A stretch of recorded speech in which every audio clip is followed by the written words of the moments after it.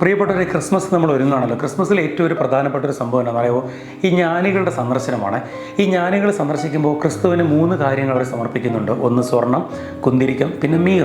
ഈ സ്വർണം ക്രിസ്തുവിൻ്റെ രാജ്യത്വത്തെയാണ് നമ്മുടെ മുമ്പിൽ തുറന്നു വയ്ക്കുന്നത്. അതുപോലെ കുന്തിരിക്കമാകട്ടെ ക്രിസ്തുവിൻ്റെ ദൈവത്വത്തെയും അവൻ്റെ പൗരോഹിത്യത്തെയും നമ്മുടെ മുമ്പിൽ തുറന്നു വയ്ക്കുന്നുണ്ട്. പിന്നെ മീറ അവൻ്റെ കുരിശുമരണത്തെയാണ് നമ്മുടെ മുമ്പിൽ കാണിക്കുന്നത്. ഇതിന് ഒത്തിരി മീനിങ് ഉണ്ട്, സ്പിരിച്വൽ മീനിങ് ഉണ്ടല്ലേ.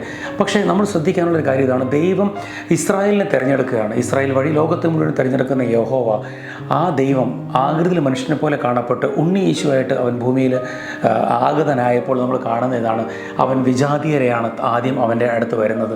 ഈ വിജാതീയ രാജാക്കന്മാർ അവൻ്റെ അടുത്ത് വരികയാണ്.